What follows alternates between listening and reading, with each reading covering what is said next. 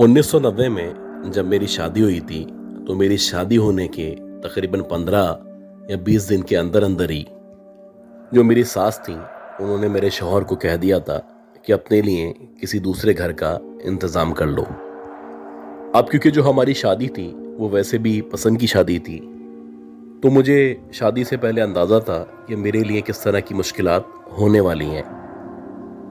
मेरा नाम किरण है और आज जो वाक़या मैं आपके साथ शेयर करने वाली हूँ, ये कुछ इस तरह का वाक़या है जिसके असरात आज तक मेरी ज़िंदगी में मौजूद हैं। जब मेरी शादी हुई तो ये जो शादी थी, क्योंकि एक पसंद की शादी थी, तो मुझे वहाँ पे यानी अपने ससुराल जाते ही बहुत सारे मसाइल का सामना करना पड़ा। खैर, जब हम लोगों ने अपने लिए घर की तलाश शुरू की तो हमने सबसे पहले औरंगी टाउन सेक्टर 15 में घर को तलाश करना शुरू किया। और ऐसा ही हुआ कि मेरे हस्बैंड ने बिल आखिर कुछ कोशिशें की और इसके बाद फाइनली एक घर हमें किराए के लिए मिल गया। अब ये जो औरंगी टाउन का एरिया है, ये कुछ इस तरह का एरिया है कि आमतौर पे यहाँ पे जो घर बने हुए हैं वो बहुत ज़्यादा क़दीम है। ज़्यादातर जो घर हैं उनकी जो हाइट्स हैं वो बहुत कम हैं, यानी कि मुश्किल से इनकी जो छत हुआ करती है वो 7.5 से 8 फीट के दरमियान हुआ करती है। और आम तौर पे वहाँ पे जितने भी घर मौजूद हैं वो सिंगल स्टोरी हुआ करते हैं। खैर, ये जो घर था जो हमें मिला, बेसिकली ये 2 कमरों का घर था। बहुत छोटा सा घर था, वैसे ही ओल्ड कंस्ट्रक्शन थी और आप कह सकते हैं कि इसमें बहुत ज़्यादा कंजेशन मौजूद थी। वैसे ही शुरू में जो भी हमारा सामान था हमने अपने घर से, यानी मेरा जो ससुराल था, वहाँ से इस किराए के घर में शिफ्ट करना शुरू कर दिया। 3 से 4 दिन के अंदर अंदर ये जो भी सामान था इसको वहाँ पे शिफ्ट कर दिया गया और फाइनली मेरे हस्बैंड ने और मैंने उस घर में रहना शुरू कर दिया। अब घर में जैसे ही एंटर हो तो लेफ्ट साइड पे कुछ छोटी सी सीढ़ियाँ थी जो कि 10 या 12 सीढ़ियाँ थीं, क्योंकि जो छत थी उसकी इतनी ज़्यादा हाइट नहीं थी, इसीलिए जो सीढ़ियाँ थी वो भी बहुत कम थी। मेरे जो हस्बैंड थे वो बेसिकली एक इंडस्ट्री में काम किया करते थे और उनको वापस आते आते रात के तकरीबन 11 या 12 बज जाया करते थे। तो शुरू में मैंने इस तरह से रूटीन बनाया कि रात को 9 साढ़े 9 बजे तक जो भी मेरा खाना वगैरह था वो मैं तैयार कर लेती और जब मेरे हस्बैंड आते तो मैं उनके साथ खाना खाया करती थी। तकरीबन 1 हफ्ते तक जो कुछ चल रहा था वो बिल्कुल नॉर्मल था, लेकिन 1 हफ्ते के बाद मैंने नोट करना शुरू किया कि जब मैं खाना बना लेती हूँ या खाना तैयार कर लेती हूँ तो उसके कुछ देर के बाद वहाँ से खाना गायब हो जाता है। एक दफ़ा हुआ, फिर दूसरी दफ़ा हुआ और जब तीसरी दफ़ा ऐसा हुआ तो मैंने अपने हस्बैंड को कहा कि जब भी मैं खाना बनाती हूँ तो उसके कुछ देर बाद या तो कभी सालन गायब हो जाता है या कभी ऐसा होता है कि जो रोटियां होती हैं उनमें से आधी गायब हो जाती हैं। अब ये सुनने के बाद जो मेरे हस्बैंड थे, बजाय इसके कि वो इसको एडमिट करते या मेरी बात को बैक करते, उनका यही कहना था कि शायद तुम्हारा वहम होगा, भला घर के अंदर से खाना कैसे गायब हो सकता है।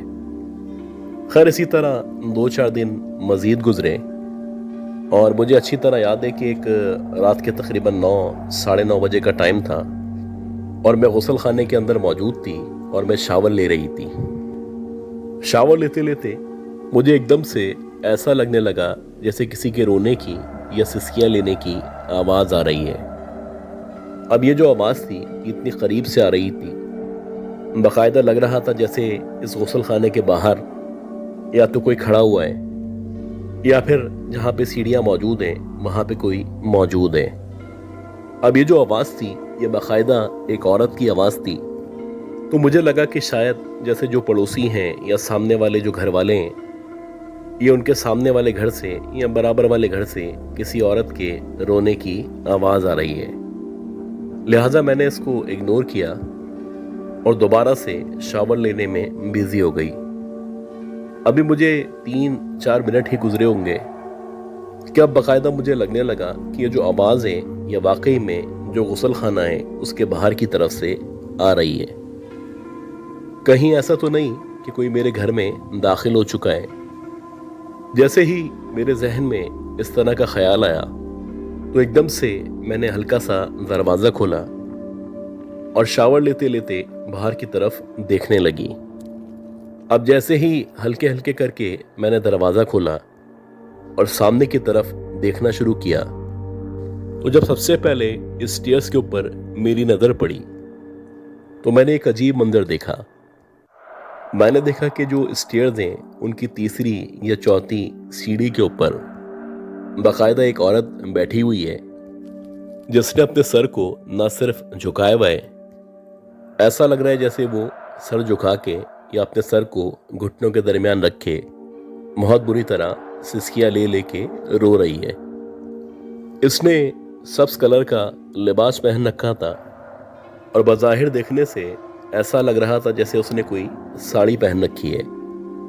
और आमतौर पे अगर आप औरंगी टाउन की बात करें तो वहाँ पे जो कम्युनिटी रहा करती है उस कम्युनिटी के अंदर आमतौर पे साड़ियों का ज़्यादा इस्तेमाल किया जाता है। अब जैसे ही मैंने बाहर की तरफ उस औरत को देखा जो कि यकीनन एक अजनबी औरत थी जिसको ना मैं जानती थी और ना ही उसके बारे में मुझे कोई मालूमात थी, तो मैंने फ़ौरन से न सिर्फ दरवाज़ा बंद किया बल्कि दरवाज़ा बंद करने के बाद मैं अजीब कैफियत में मुब्तला हो चुकी थी। मेरी समझ नहीं आ रहा था कि मैं अंदर रुकूं या बाहर निकल के जाऊं और उससे पूछूं कि आखिर तुम कौन हो। अगर वाकई में ये कोई चोरनी है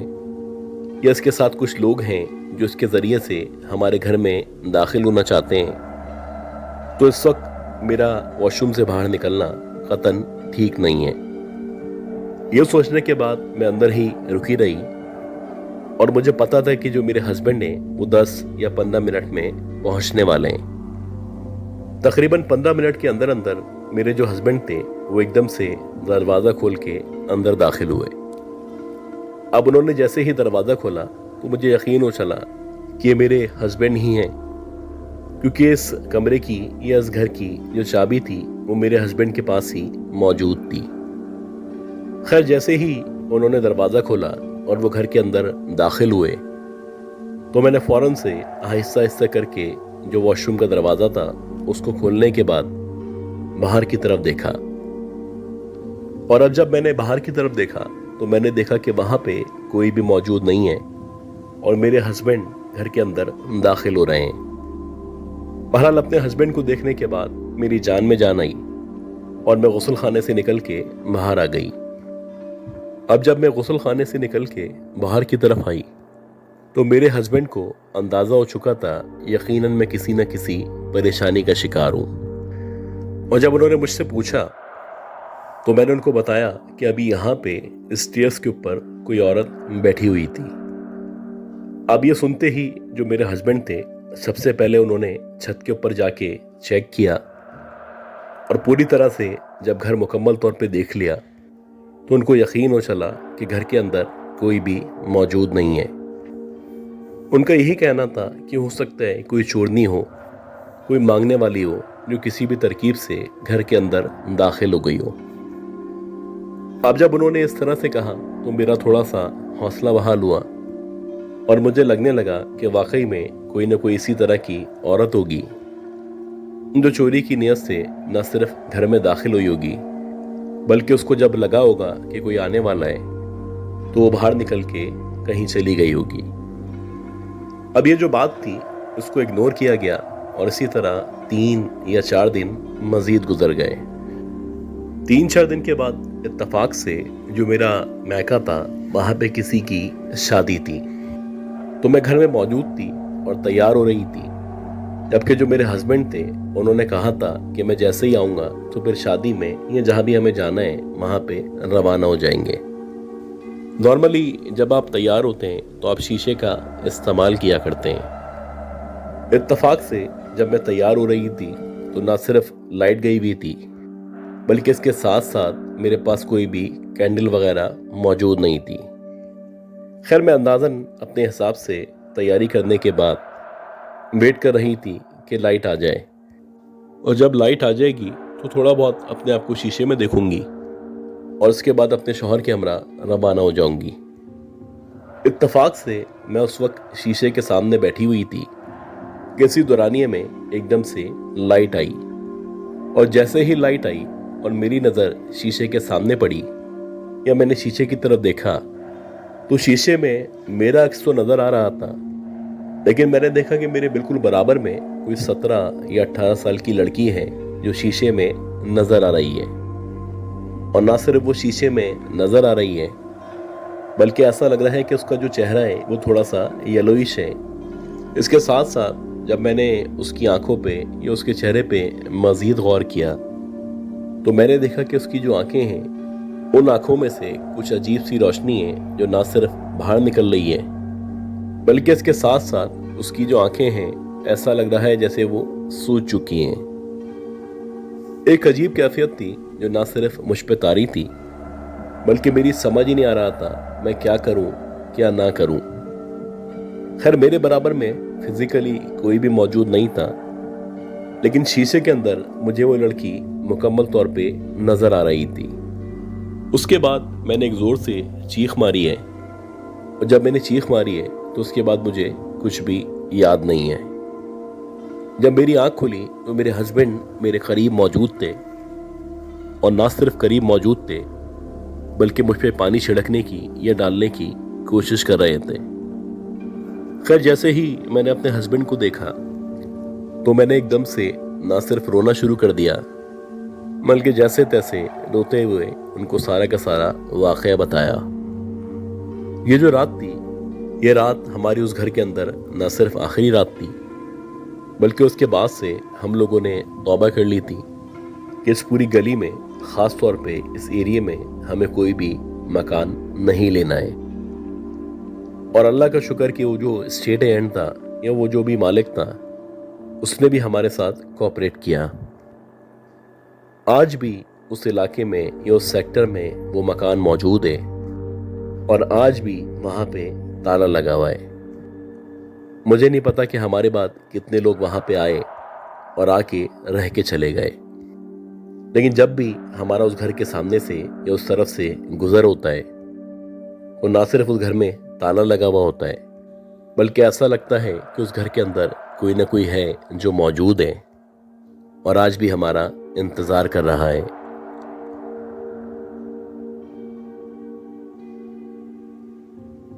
मेरा नाम नकीब खान है, और मुझे अच्छी तरह याद है कि 2006 और 2007 में जब मेरी जॉब छूट गई थी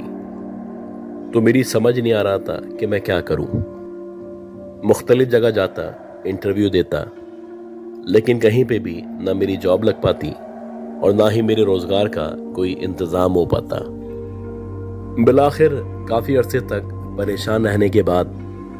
मेरा एक दोस्त था, मैंने उसकी साइकिल ली, और उसकी साइकिल लेने के बाद एक पानी की बाल्टी ख़रीदी। और अक्सर ऐसा होता कि मैं साइकिल चलाते हुए पानी की बाल्टी को साइड में बांध देता और मुख्तलिफ ऑफिस के आगे जाके खड़ा हो जाता। लोगों से पूछता कि अगर किसी के पास गाड़ी मौजूद है और अगर वो मुझे मौका दे तो मैं उसको साफ कर सकूं। शुरू में ये जो काम था ये मुझे अजीब लगा करता था, लेकिन आहिस्ता आहिस्ता करके न सिर्फ मेरी आमदनी में इजाफा होता चला गया, बल्कि बहुत सारे लोग इस तरह के थे जिन्होंने मुझे कह दिया था कि आप रोज़ाना या एक दिन छोड़ने के बाद हमारी गाड़ी को साफ कर दिया करें। अल्लाह का शुक्र है कि मेरा जो काम था वो आहिस्ता आहिस्ता करके बढ़ता चला गया, और एक के बाद दो के बाद 3, तकरीबन आप कह सकते हैं कि मेरी 50 गाड़ियां थीं जिनको मैं रोज़ाना साफ किया करता था। ये कहने को तो एक छोटी सी जॉब थी, लेकिन इस जॉब के ज़रिए मेरी अच्छी खासी आमदनी बन जाया करती थी। अब शुरू में जो मैं काम किया करता था तो मैं दिन में काम किया करता था, लेकिन दिन में गर्मी बहुत ज़्यादा हुआ करती थी, तो उसके बाद मैंने आहिस्ता आहिस्ता करके अपने काम को शाम से रात में शिफ्ट करना शुरू कर दिया, और बिलाखिर फाइनली ऐसा हुआ कि मैं रात को 11-12 बजे निकलता और सुबह के तकरीबन 4 या 5 बजे तक फ्री हो जाता। तो वैसे ही एक रात थी और रात के तकरीबन 11-11:30 बजे का टाइम था। मैं इत्तफाक से गुलशन मेमार के अंदर मौजूद था और वहाँ पे कुछ गाड़ियाँ थीं, वहाँ पे सफाई कर रहा था। اب یہ جو گاڑیاں تھیں یہ بیسیکلی ایک پارک کے سامنے موجود تھیں، اور ان کے جو مالکان تھے انہوں نے کہہ دیا تھا کہ جب بھی آپ آیا کریں تو ہمارے گھر سے نہ صرف گاڑی کی چابی لے لیا کریں بلکہ صاف کرنے کے بعد واپس کر دیا کریں۔ خیر، میں نے ایک گھر سے گاڑی کی چابی لی، اور یہ جو کار تھی یہ پارک کے بالکل برابر میں موجود تھی۔ اب جب میں اس گاڑی کو صاف کرنے کے لیے آگے بڑھا تو جو برابر میں پارک تھا میری اس طرف نظر پڑی۔ یہ جو پارک تھا یہ عام طور پہ شام کی 6 یا 7 بجے تک بند کر دیا جاتا تھا۔ اب کیونکہ پارک میں گرل موجود ہوا کرتی ہے تو اگر پارک بند بھی ہو جائے تو پارک کے اندر کی طرف کا جو بھی حصہ ہے وہ مکمل طور پہ نظر آیا کرتا ہے۔ خیر، گاڑی صاف کرتے کرتے یا گاڑی کی طرف بڑھتے بڑھتے جب میری نظر پارک کے اندر کی طرف پڑی تو مجھے پہلے ایسا لگا کہ جہاں پہ جھولا لگا ہوا ہے جو کہ بچوں کا جھولا ہوا کرتا ہے وہاں پہ کوئی نہ کوئی بیٹھا ہوا ہے۔ خیر، میں نے اگنور کیا اور میں گاڑی کو صاف کرنے لگا۔ ابھی جب کہ میں گاڑی کو صاف کر رہا تھا تو مجھے ایک دم سے کسی کے ہنسنے کی آواز سنائی دی۔ یہ جو آواز تھی یہ مکمل طور پہ ایک زنانہ آواز تھی، اور ایسا لگ رہا تھا جیسے کوئی لڑکی ہے جو مسلسل ہنس رہی ہے۔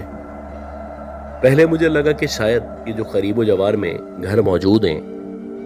یہ ہنسنے کی آواز وہاں سے آ رہی ہے، لیکن جب میں نے آہستہ آہستہ کر کے آواز پہ غور کرنا شروع کیا تو مجھے یقین ہو چلا کہ یہ جو آواز ہے بیسیکلی یہ پارک کے اندر کی طرف سے آنا شروع ہوئی ہے۔ اب جیسے ہی میں نے اس آواز کو فالو کرتے کرتے پارک کے اندر کی طرف دیکھنا شروع کیا تو میں نے دیکھا کہ جو پارک کے اندر جھولا لگا ہوا ہے وہ نہ صرف زور زور سے ہل رہا ہے بلکہ ایسا لگ رہا ہے جیسے اس کے اوپر کوئی بڑی عمر کی عورت بیٹھی ہوئی ہے۔ اب یہ جو عورت تھی مظاہر دیکھنے سے 40 یا 45 سال کی لگ رہی تھی، لیکن اتنی رات میں اس اندھیرے میں جبکہ پارک بند ہو چکا ہے تو یہ عورت اکیلی پارک کے اندر کیا کر رہی تھی، اور نہ صرف یہ کیا کر رہی تھی بلکہ کچھ عجیب طریقے سے پاگلوں کی طرح ہنس رہی تھی۔ اب میں مسلسل اس عورت کی طرف دیکھ رہا تھا کہ دیکھتے ہی دیکھتے ایسا لگا جیسے وہ جو عورت ہے وہ ایک دم سے جھولے کے اوپر سے اتری ہے اور اس نے میری طرف بڑھنا شروع کر دیا ہے۔ جیسے جیسے وہ جو عورت تھی میری طرف بڑھتی چلی آ رہی تھی ویسے ویسے لگنے لگا تھا جیسے اس کا جو چہرہ ہے وہ نہ صرف جلا ہوا چہرہ ہے بلکہ اس کے جو ہاتھ ہیں یا اس کے جو پاؤں ہیں وہ کچھ عجیب طریقے سے ٹیڑھے ہوئے ہیں، جیسے کہ عام طور پہ پولیو کے مریض کے پاؤں ٹیڑھے میڑھے ہوا کرتے ہیں، بالکل ویسے ہی کچھ عجیب طرح کے اس کے ہاتھ اور پاؤں تھے۔ نہ صرف اس کے ہاتھ اور پاؤں ٹیڑھے میڑھے تھے بلکہ وہ جس طرح چل رہی تھی ایسا لگ رہا تھا جیسے وہ چل نہیں رہی بلکہ وہ باقاعدہ اڑتی ہوئی میری طرف بڑھتی چلی آ رہی ہے۔ جیسے ہی اس عورت کو میں نے اپنی طرف اڑتے ہوئے یا چلتے ہوئے آتے دیکھا تو ایک دم سے جو میرے اوسان تھے نہ صرف خطا ہو چکے تھے بلکہ مجھے یقین ہو چلا تھا کہ کم از کم یہ کوئی انسان نہیں ہے۔ جو بھی بالٹی وغیرہ یا سائیکل میرے پاس موجود تھی میں فوراً سے اس طرف لپکا۔ جلدی سے میں نے بالٹی اٹھائی اور اس کو سائیکل کے اوپر رکھ کے سائیکل کو دوڑانا شروع کر دیا۔ جیسے ہی میں سائیکل کو دوڑاتا ہوا آگے بڑھ رہا تھا تو باقاعدہ لگ رہا تھا جیسے کوئی مکمل طور پہ میرا پیچھا کر رہا ہے، اور نہ صرف پیچھا کر رہا ہے بلکہ جو بھی میرا پیچھا کر رہا ہے وہ بہت عجیب طریقے سے ہنستا چلا جا رہا ہے۔ اللہ کا شکر کہ میں خیریت سے وہاں سے آگے نکل آیا، لیکن اس کے بعد سے میں نے توبہ کر لی تھی کہ خاص طور میں رات کے اوقات میں یا اتنی لیٹ نائٹ اس پارک کی طرف اس ایریے کی طرف نہیں جانا ہے۔